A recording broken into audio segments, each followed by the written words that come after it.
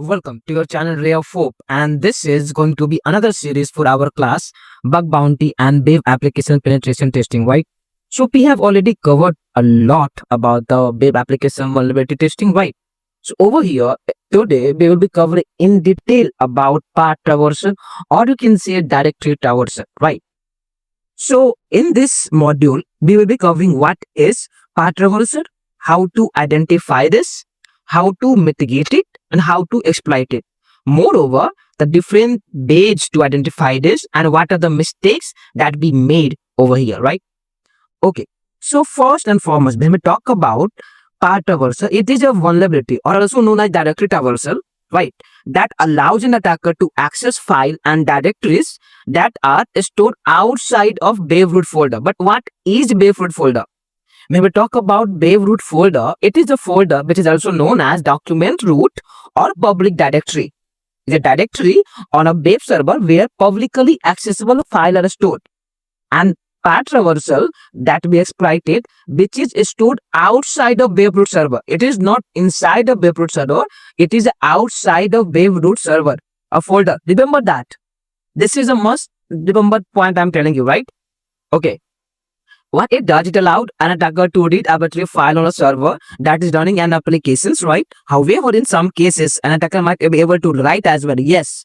Moreover, most often, you guys, like we would be doing like a read only, right? But there could be some scenario that may tells you that you can write that with the code as well and get the RCE over there as well, right? Okay. So there are a thin line difference actually that you need to understand, right? So this is how there would be two kind of path traversal. One would be based out of Windows and one would be based out of Linux servers. So suppose over here it will cause application to read and return what does this cmd.executable file consist.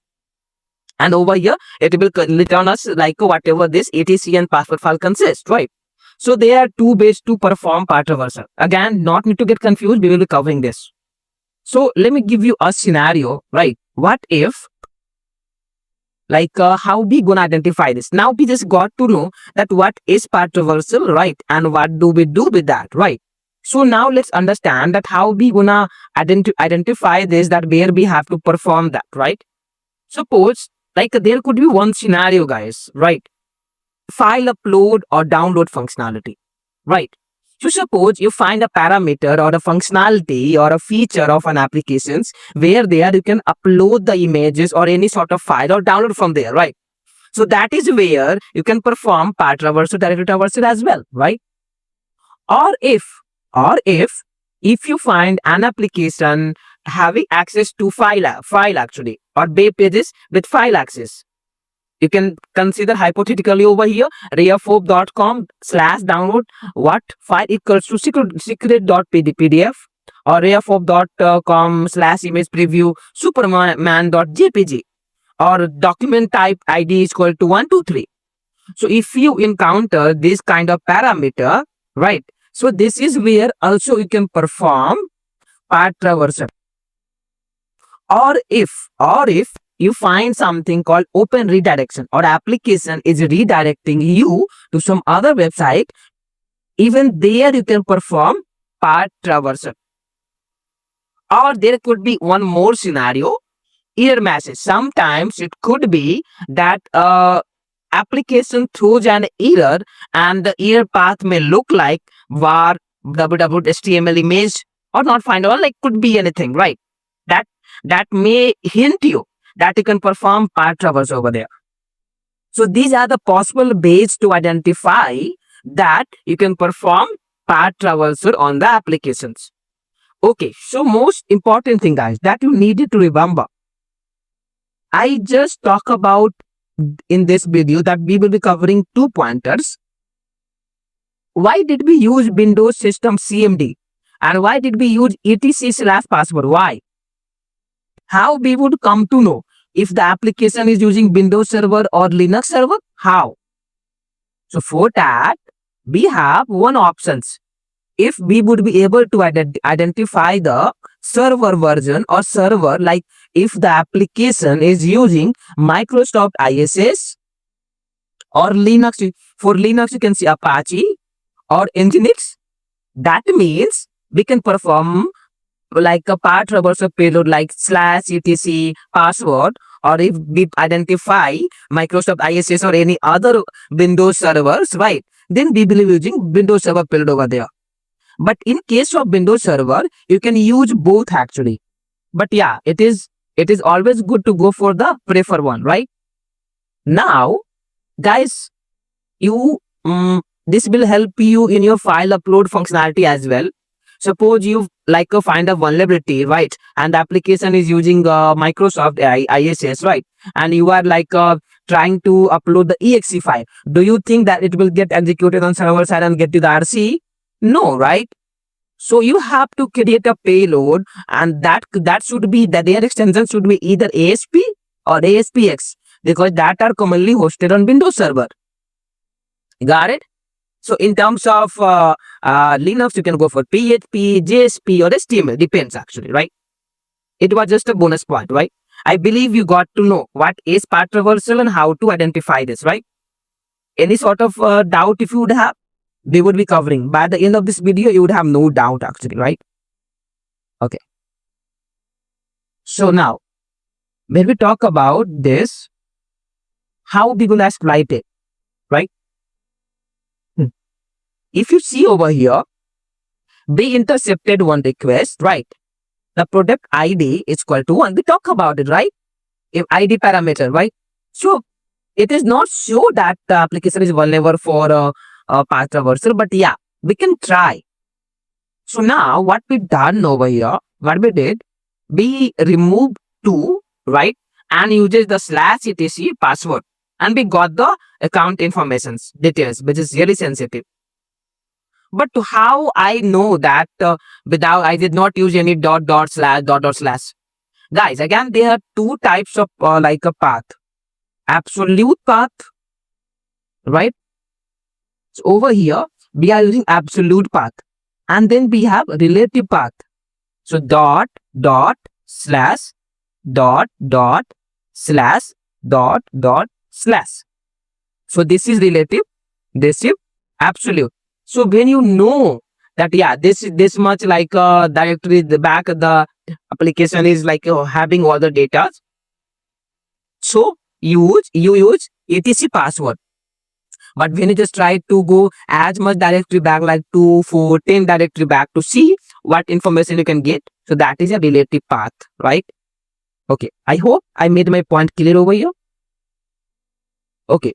So we just learn about what is path traversal, how to identify this, and how to exploit it. But what are the impact it will lead to? If successfully path traversal exploited, it can lead to information disclosure like sensitive files such as configuration file, password file, source code, and whatnot. It can also lead to remote code executions. We talk about write case, right? So in this case, attacker can write arbitrary code on the server that can lead to RCE as well. Data manipulations. So if they can write, they can delete the data as well. Privilege escalation. So this can lead to privilege escalation as well. So these are the possible impact of the path traversal, right? That you should remember. Now, we talk about mitigate exploitation, identification, and impact. But how we gonna mitigate it? Well, we have few ways. Input validation and sanitizations. Validate user input against a whitelist acceptable files names, and sanitize user input to prevent malicious characters such as dot slash or and slash from being processed.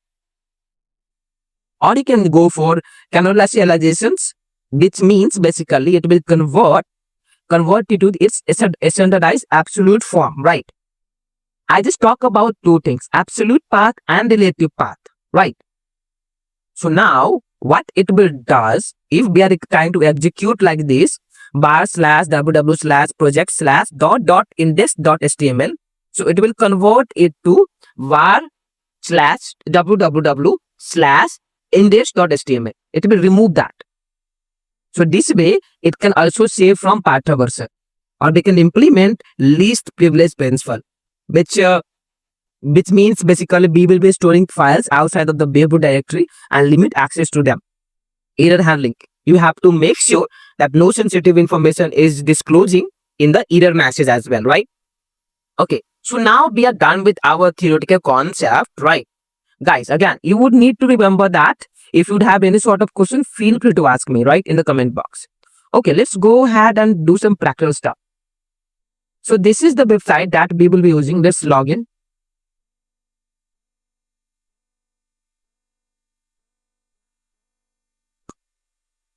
Okay, so suppose I found this is the what I found one application. You guys are aware about it, right? So if I go ahead and look for this image, okay, can you see? We have one file path from where it is fetching the data. Can it disclose something critical? Let's go ahead, guys. If I go ahead and intercept my traffic, right? Let me just go ahead and forward this. Intercept this. I got it. What I'm gonna do, send to repeater, intercept off, send this. I got this, right? 200, okay. So what I'm gonna do right now, what if I'll just do like this, dot slash etc password. I'm just going one directory back. What will happen? 200, okay, but no response. We didn't get anything.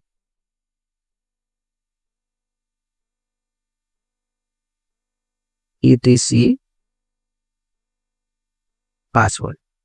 We are going 3 directory back. Again, it shows nothing.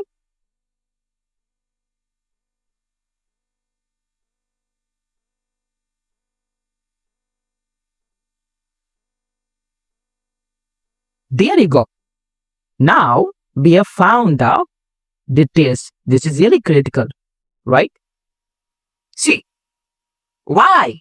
We got this after getting back to 4 directory back, right? What we are doing exactly over here?